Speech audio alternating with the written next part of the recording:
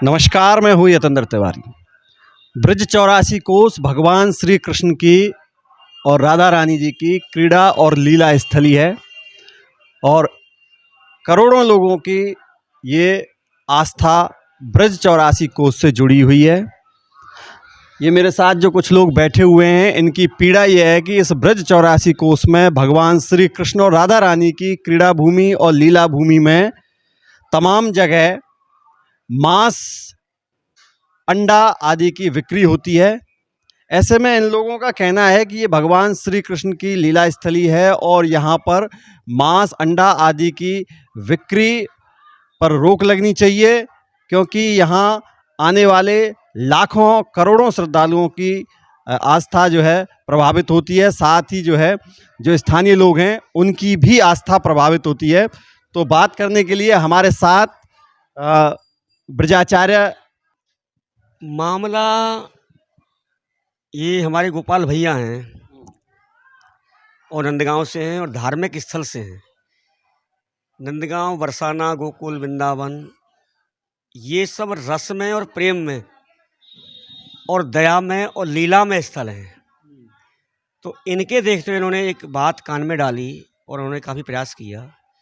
वैसे भी शास्त्र कहता है अहिंसा परमो धर्मा, इधर पुराण भी कहते हैं कि अहिंसा एक अपराध है। तो यानी अपने सुख के लिए किसी जीव को हम मार कर या लताड़ कर या चीर कर तो उसका उपयोग करें या उसको पकाएं, भक्षण करें, जैसे कि जीव हत्या, उसे कहते हैं मांस भक्षण। वो मांस किसी का भी हो, विशेषकर तो गऊ मांस तो बिल्कुल होना ही नहीं चाहिए, और भी मांस, क्योंकि यहाँ नंदगांव, बरसाना और दूध दही का खाना ये पहले परंपरा थी। तो ऐसी परंपरा बरकरार रहे उसके लिए हमारे प्रयास रहते हैं ये गोपाल भैया नंदगांव वासी।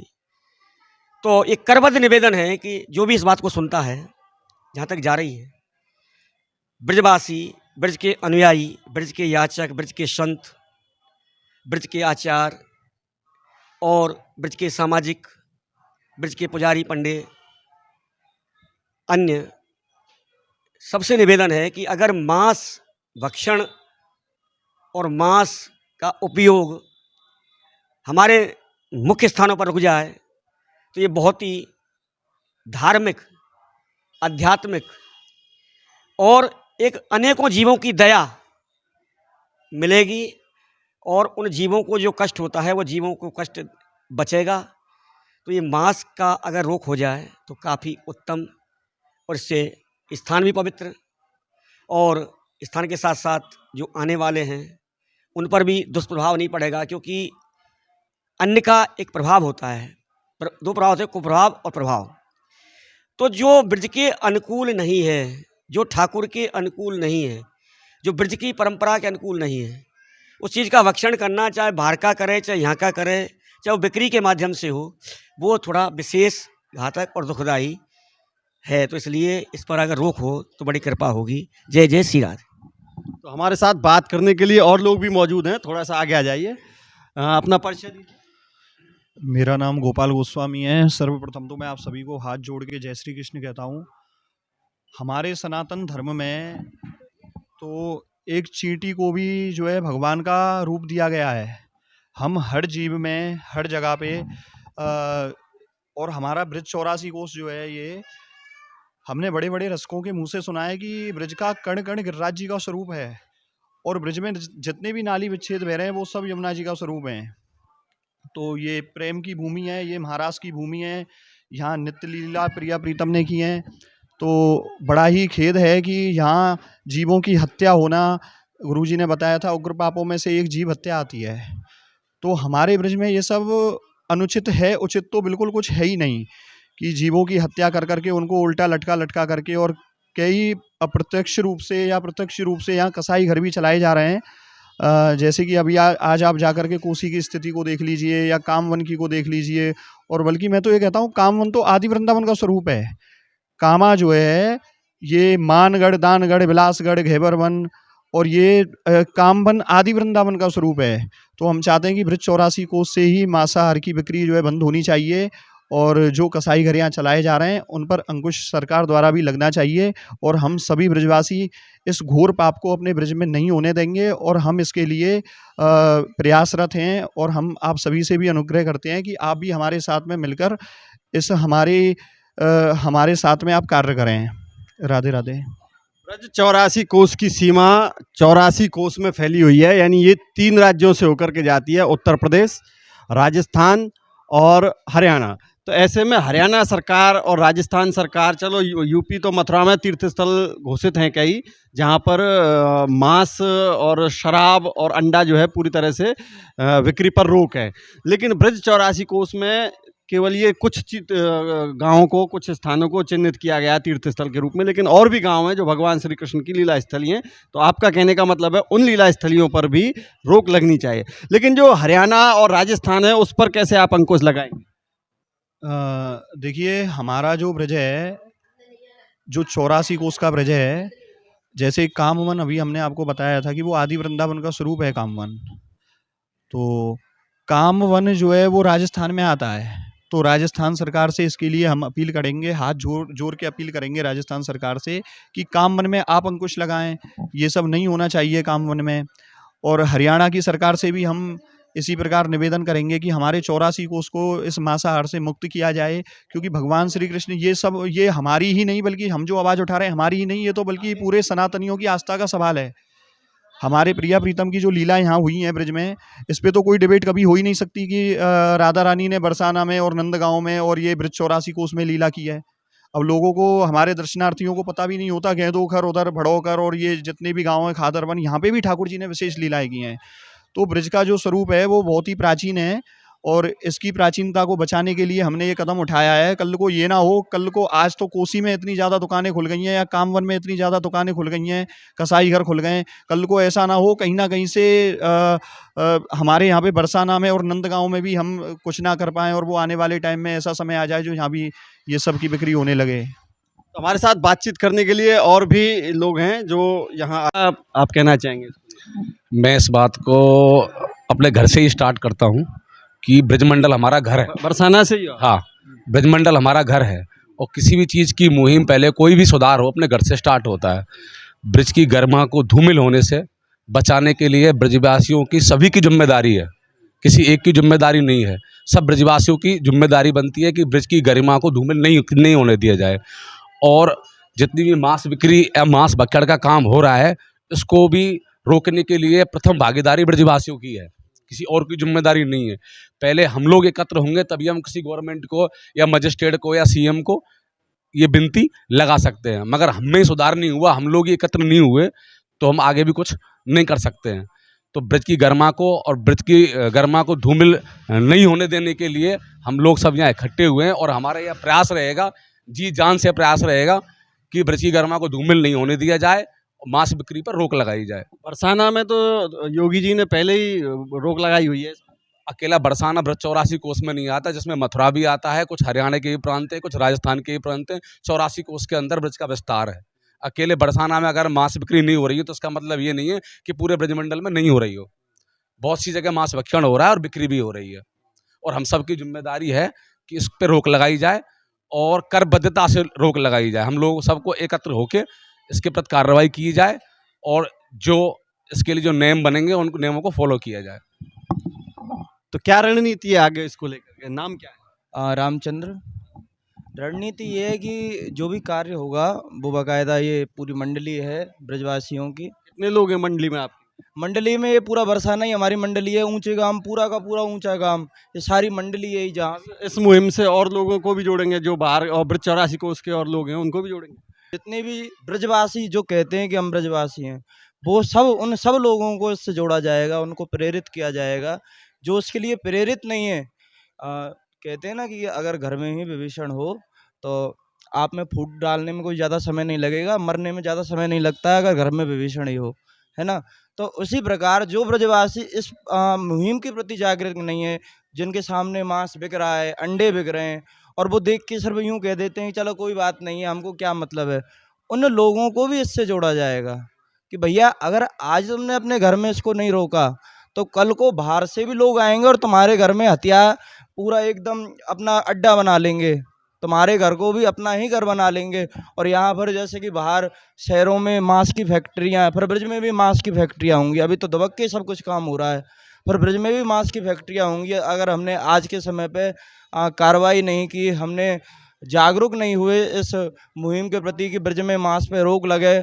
और सबसे बड़ा इसमें हाथ हमारे गुरुदेव का है, ब्रजवासी भैया इनको, नंदगाम के इनको, ऊंचे गांव के सब भैया, बरसाने के सब भैया इनको यहाँ में अनुरोध रहे हो कि कैसे भी करके ब्रज को मांस मुक्त किया जाए। और सबसे बड़ी बात तो ये है कि दूसरे जीव को काटने में क्या ही मजा आता है व्यक्ति को। अपनी अगर उंगली भी कट जाए, एक बांस की फांस भी उंगली में चले जाए, तो व्यक्ति फरफरा रहता है ये सारे दिन की, अरे अरे अरे खून निकल गया। और जब व्यक्ति दूसरे जीव को काट देता है तो उसको दया नहीं आती है। और ये तो ठाकुर जी की प्रेम की भूमि है। अगर यहाँ ही मांस बिक रहा है हम वैष्णवों के सामने, तो वैष्णव समुदाय सारा का सारा, यदि इनके ही सामने मांस बिक रहा है तो फिर वैष्णवता पे, शैवता पे, शाक्यता पे, सब पे धिक्कार है, हम पे धिक्कार है। अगर हम ब्रज में मांस को नहीं रोक पाए, मांस बिक्री को, मांस भक्षण को नहीं रोक पाए। अगर कोई व्यक्ति भ्रष्टा खाए तो उसको नहीं रोका जा सकता, पर बिकने से तो रोका ही जा सकता है ना। उसी प्रकार खाए तो भैया कोई खाए, पर हम अपने ब्रज में इसको नहीं बिकने देंगे, चाहे कुछ भी हो जाए, भले प्राण भी त्यागने पड़े, पर इसको बिकने से एकदम बंद करा देंगे। ये ब्रज में नहीं चलेगा। ये ब्रज वो क्षेत्र नहीं है जहाँ पर आकर व्यक्ति ये कहे कि हम मांस खाएंगे, हम मांस बेचेंगे, नहीं भैया। तो ये ब्रज ठाकुर जी का एरिया है, यहाँ ठाकुर जी ने ठाकुर जी नंगे डोले हैं, ठाकुर जी ने अपने चरणों की धूली धरी है। उस पर अगर आप दो निर्दोष जीव की भी रक्त की बूंद जाएगी तो ठाकुर जी को सबसे पहले, श्री जी को सबसे पहले हानि पहुंचती है। उनको दुख होता है कि मेरे क्षेत्र में ही जीवों की हत्या हो रही है। तो इस क्षेत्र तो बिल्कुल बलि विरुद्ध और सारी प्रकार की जीव हत्याओं से मुक्त कराना ही हमारा उद्देश्य है, और मांस बिक्री को भी हटाना हमारा उद्देश्य है। लोगों को कैसे जोड़ेंगे? क्या नाम है आप? मेरा नाम तोष गोस्वामी है। अभी कुछ दिन पहले गोपाल भैया का मेरे पास फ़ोन आया, जो कि मैं प्रकरण आपको बता रहा हूँ। कुछ दिन पहले गोपाल भैया का फ़ोन आया और गोपाल भैया बोले कि तोष, मुझे एक स्वप्न आया है। मैंने कहा भैया बताओ क्या स्वप्न आया है। बोला कि मैंने स्वप्न देखा कि पूरे ब्रज 84 कोस में मांस का और अंडा का वितरण जो है, जो कि यहाँ पे बिक्री हो रही है, ये सारी बंद हो चुकी है। और ये स्वप्न कोई ऐसे ही नहीं आया, स्वयं भगवान ने मुझे संकेत किया है कि यहाँ की बिक्री पर पूर्ण रूप से रोक लगाना चाहिए। तो ऐसे ऐसे पूरा जब उन्होंने प्रकरण बताया तो हमने बैठ के कुछ सुझाव किए, और कुछ बड़े बुजुर्गों से भी हमने उनसे पूछा कि ये सब कैसे संभव हो सकता है। तो गोपाल भैया ने काफ़ी लोगों को जोड़ा, धीरे धीरे। पहले इन्होंने हमें बताया, फिर हमने 2 को बताया, फिर उन्होंने 4 को बताया, फिर हमारे पूज्य गुरु जी को बताया, फिर नंदगांव वालों से, बरसाना वालों से, सभी को इन्होंने जोड़ा। अब धीरे धीरे हमने एक टीम बनाई है, जैसे एक एक करके बड़ा एक समूह बनाया जा सकता है, ऐसे ही गोपाल भैया ने अब कुछ ही दिनों में बहुत बड़ा समूह एक बना लिया है, जिससे पूरे ब्रज 84 कोस में मांस और अंडा की बिक्री पर पूर्ण रूप से रोक लगाई जा सकती है। तो गोपाल, क्या प्लानिंग रहेगी फिर? कैसे लोगों को इस मुहिम से जोड़ेंगे? देखो, जितने ब्रिज में कथावाचक हैं और जितने आचार्य, महामंडलेश्वर, पीठाधीश्वर ब्रिज में बने बैठे हुए हैं, जो विदेशों में जाकर के, हर जगह जाकर के ये बोलते हैं कि ब्रिज की संस्कृति ये है, ब्रिज की संस्कृति वो है, वहाँ ठाकुर जी की महारास हुआ है, तो हम उन लोगों से भी निवेदन करेंगे कि वो हमारी इस मुहिम में साथ आएँ। और अब तो हमने ये प्रिंट ले लिया है, उनको हमारे साथ में डेफिनेटली आना ही पड़ेगा, क्योंकि फिर हम उनके खिलाफ एक्शन करेंगे जो हमारे साथ नहीं आएगा। हम खुले मंच से आपको सामने आपके माइक पे बोल रहे हैं इस बात को, क्योंकि देखो, ब्रिज एक प्रेम की भूमि है। यहाँ दुनिया भर के जितने भी लोग आते हैं वो प्रेम का संदेश लेकर के जाते हैं और प्रेम के लिए यहाँ आते हैं। कि ब्रिज में आकर के उद्धव जी को भी प्रेम मिला, तो हमने रसिकों के मुंह से सुना है। और अष्टचाप जो हमारे नंददास जी, चतुर्भुजदास जी, कुम्मन दास जी, ये सब जो हमारे आदर्श रहे हैं, ये इन्होंने ठाकुर जी की लीलाओं को हमें, ठाकुर जी की लीलाओं से अवगत कराया है हमें। तो कहते हैं कि ब्रिजवासी और ब्रिज रज और ठाकुर जी में जो अंतर समझता है, उसकी ब्रिज उपासना कभी पूरी नहीं होती। तो बाहर का अगर कोई व्यक्ति यहाँ पर आएगा और वो किसी ब्रिजवासी का अगर सम्मान करेगा और उसे पता चलेगा कि इनके ब्रिज में तो ऐसा भी होता है कि यहाँ मांसाहार की बिक्री होती है, तो उससे फिर बहुत नेगेटिव असर पड़ेगा। तो हमारा बस यही रहेगा कि हम आगे इसमें कार्यरत रहेंगे और हम अपना काम सुचारू रूप से करते रहेंगे। सभी को साथ लेकर, ब्रजवासियों को लेकर हम आगे बढ़ेंगे। तो गुरुजी किस तरह से इस मुहिम को आप आगे बढ़वाएंगे, बच्चों को किस तरह से आशीर्वाद? आशीर्वाद ये है प्रभु, जैसे इनका प्रयास है उस प्रयास में इनको पूरा सजेशन, इनको पूरी शिक्षा और दिमाग पर ज़्यादा जोर दे करके नहीं पड़ी किसको लेना किसको नहीं। आपका समर्थन है इसमें? हाँ, इनके साथ समर्थन है इसमें। तो यहाँ मौजूद और भी लोग हैं, उनसे भी बात करेंगे। क्या नाम है आपका? मेरा पंडित लक्ष्यवर्धन। तो क्या कहेंगे इस मुहिम को लेकर? जो मुहिम गोपाल भैया ने उठाई है कि ब्रज में मांस जो ग्रहण किया जाता है वो नहीं, जो सेल किया जाता है वो नहीं होना चाहिए, मेरे हिसाब से तो ये बहुत ही गलत है। ब्रज एक कृष्ण भगवान की भूमि है, भगवान की भूमि है। इसमें अगर ये मांस का वितरण हो रहा है या मांस सेल हो रहा है, ये बहुत ज़्यादा गलत हो रहा है। मैं ये नहीं चाहूँगा कि ये कभी ऐसा हो इस ब्रज में। ब्रज एक पवित्र भूमि है, ना कि नरक की भूमि है। मैं मांसाहार में ये चर्चा करना चाहूँगा। लोग ब्रज में आते हैं और इस चीज़ को देखकर बड़ी ही घृणा करते हैं। और एक शब्द लिखा है हमारे गुरुजी ने, ब्रज भूमि मनमोहिनी जो 84 कोस, और श्रद्धा सहित सब पग धरे ले पाओ। और यहाँ पे श्रद्धा सहित जो लोग आते हैं वो ब्रज में आकर ये ऐसा देखते हैं कि है ना, यहाँ मांसाहार हो रहा है, ये हो रहा है। और योगी जी ने भी एक चर्चा की थी पहले, है ना, कुछ लाइसेंस देने के लिए कहा था कि हम कुछ लाइसेंस देंगे। तो मैं ये कहना चाहूँगा इन लाइसेंसों को भी रद्द करा जाए। जो योगी जी ने मुहिम चलाई थी कि है ना, कुछ लोगों को हम लाइसेंस देंगे, तो इन लाइसेंसों को भी रद्द करा जाए और यहाँ से ब्रज से मुक्त करा जाए मांसाहार के लिए। जय जय श्री राधे।